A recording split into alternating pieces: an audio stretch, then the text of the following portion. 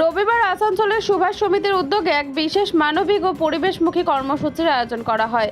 শিব মন্দির প্রাঙ্গণে অনুষ্ঠিত হয় রক্তদান শিবির ও বৃক্ষরোপণ অভিযান।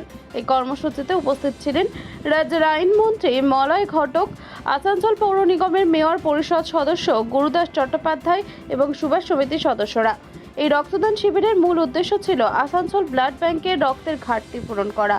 বহু স্থানীয় মানুষ স্বতঃস্ফূর্তভাবে রক্তদান করেন। পাশাপাশি সুভাষ সমিতির পক্ষ থেকে গাছের চারা বিতরণ করা হয় সাধারণ মানুষদের মধ্যে। সম্মাননীয় মন্ত্রী, আইন ও বিচার মন্ত্রক, পশ্চিমবঙ্গ সরকার, তিনি সম্মান প্রদর্শন করছেন, প্রণাম জানাচ্ছেন আমাদের বিশ্বকবি রবীন্দ্রনাথ ঠাকুর এবং কবি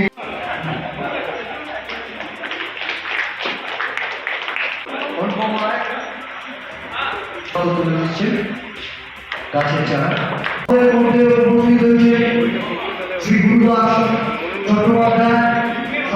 এবং সুভাষ সমিতি এমন একটা ক্লাব বা এমন একটা সংস্থা যা অনেকগুলো শাখা প্রশাখা আছে, আরও বাড়ি, এটাই আমি আজকের দিনে কামনা করি। আরও পারো, আরও পারো, কারণ একটা সংস্থা বা একটা ক্লাব যদি মানুষের পাশে না থাকে, মানুষের কাজ না করে, তাহলে কিন্তু সেটা বড় হতে পারে। তো সুভাষ সমিতি যে বড় হয়েছে, এটাই কিন্তু আজকে প্রমাণ যে তারা মানুষের সঙ্গে আছে, মানুষের ভালোবাসা তাদের সঙ্গে আছে। রক্তদান হচ্ছে মানুষের একটা মিলন কেন্দ্র।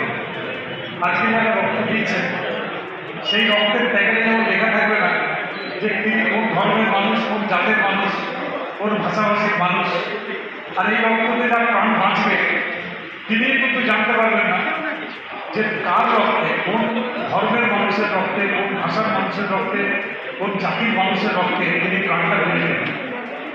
তাই এই যে মেলবন্ধন, এই মেলবন্ধন আরও সুদৃঢ় হোক। আজকের দিনে এটাই আপনাদের কামনা।